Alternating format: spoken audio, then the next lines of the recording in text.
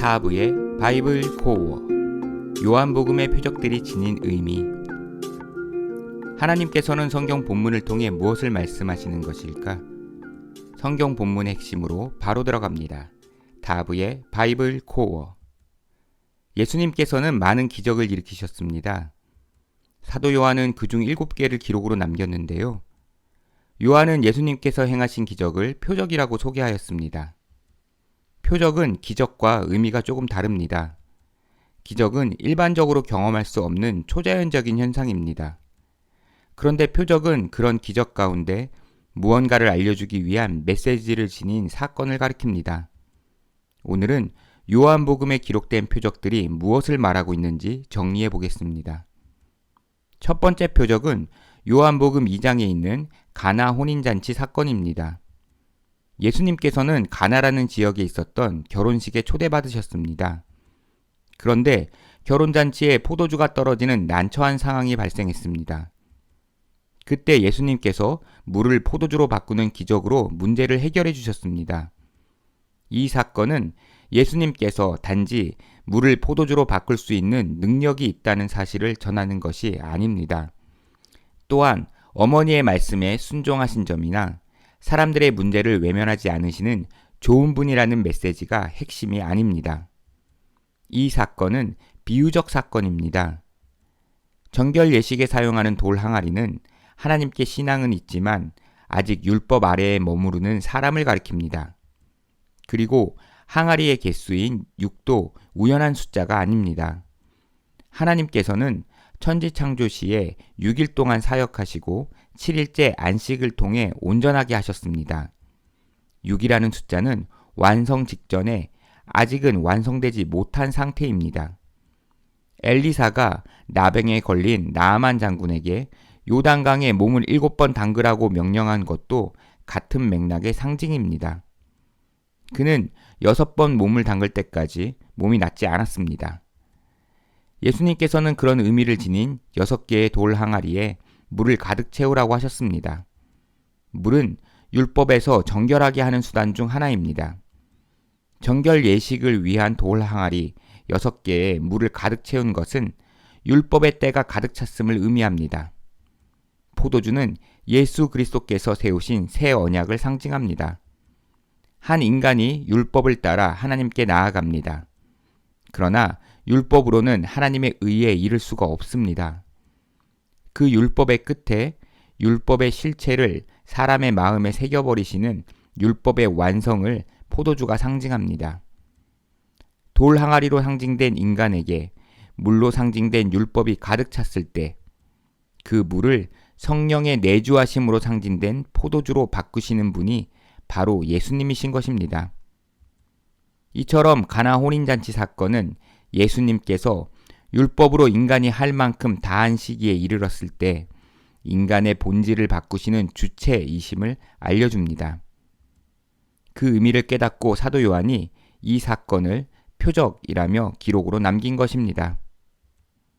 두 번째 표적은 요한복음 4장에 있는 왕의 신하의 아들의 병을 낫게 하신 사건입니다.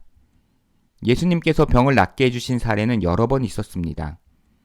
그런데 사도 요한은 왕의 신하의 아들을 고치신 사건을 두 번째 표적이라고 하였습니다. 본문에서 말하는 왕이 로마의 황제를 가리키는지 유대를 통치하고 있는 왕을 가리키는지는 분명하지 않습니다. 그러나 로마의 황제이든 유대의 왕이든 그의 신하는 왕에게 찾아가지 않았습니다. 왜냐하면 그 왕은 자기 아들을 살리지 못하기 때문입니다. 그러나 예수님께서 왕의 신하의 아들을 살려주셨습니다. 이 사건은 예수님께서 세상의 왕보다 높으신 분임을 알려줍니다. 세 번째 표적은 베데스다 못에서 38년 된 병자를 고쳐주신 사건입니다. 38년 된 병자가 베데스다 못에 머물렀던 이유는 그곳에 물이 움직였을 때 처음으로 물에 들어간 사람의 병이 나았기 때문입니다. 그러나 그는 제대로 움직이지 못했습니다. 그래서 병이 나을 수 있는 가능성이 없었습니다. 그런 그를 예수님께서 고쳐주셨습니다.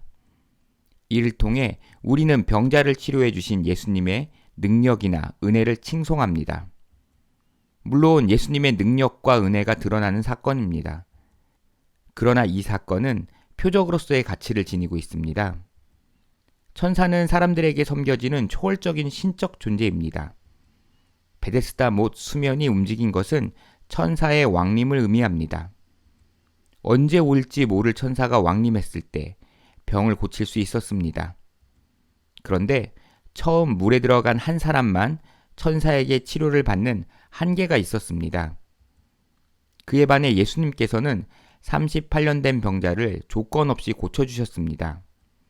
이는 예수님께서 천사보다 더 뛰어난 분이라는 사실을 알려줍니다.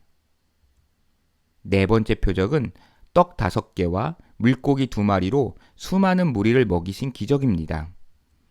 우리는 이 오병이어 사건에서 자신의 도시락을 바친 아이의 헌신이라는 교훈을 이끌어내기도 합니다.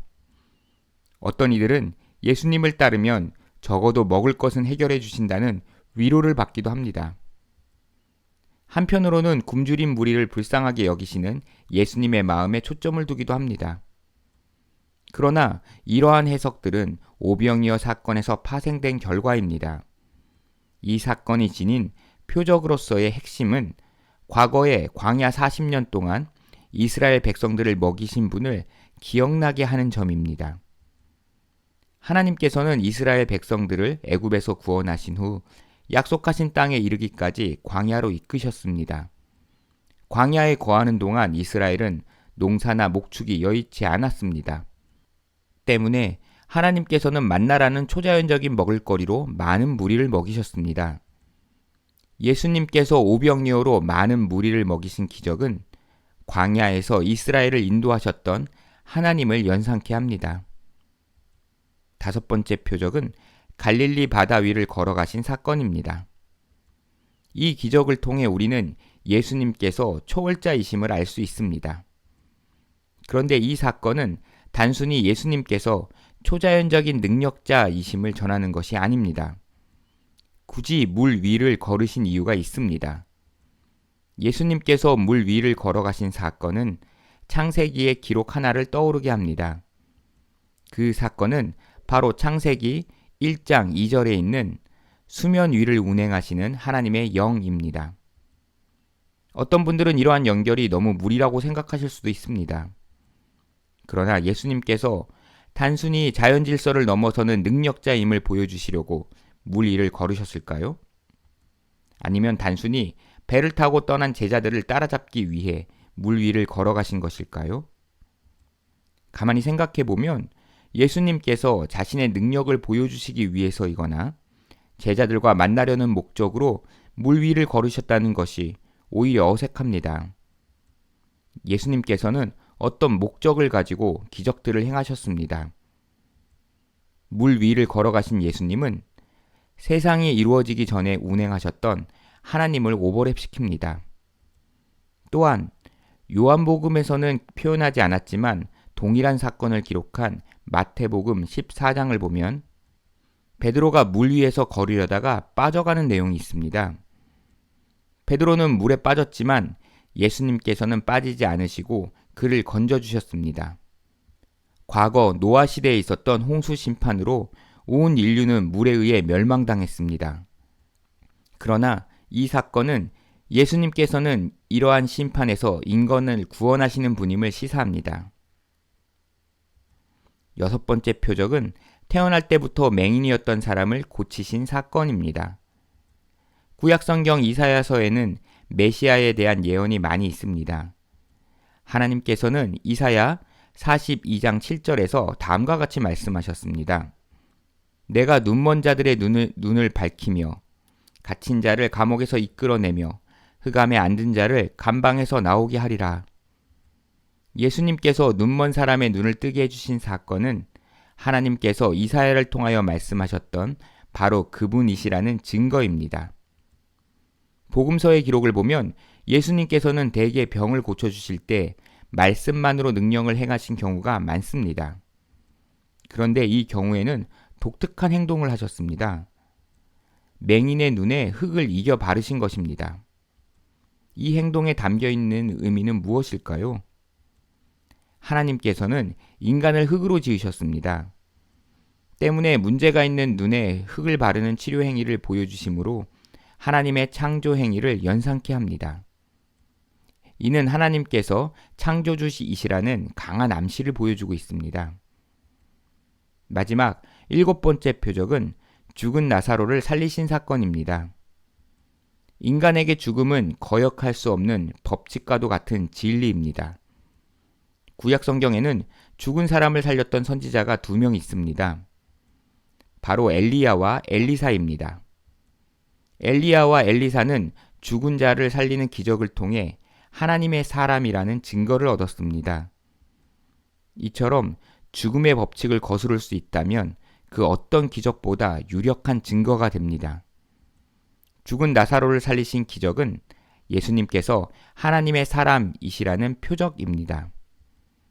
이처럼 7개의 기적은 예수님께서 어떤 분이신지 다양한 측면에서 설명하고 있습니다. 이 시대의 많은 사람들은 성경을 신화로 여기며 예수님께서 행하신 기적을 당시 사람들의 착각이거나 거짓 기록으로 여깁니다. 그렇지 않고 신앙을 가진 분들 가운데에는 예수님을 우리의 문제를 기적으로 해결해 주실 수 있는 미라클 메이커로 여기기도 합니다. 하지만 사도 요한은 예수님의 기적이 지닌 의미를 깨닫고 표적이라고 했습니다. 요한복음의 7개의 표적은 예수님께서 하나님의 아들이시라는 강력한 증거들입니다. 지금까지 타브의 바이블 코어였습니다. 시청해 주셔서 감사합니다.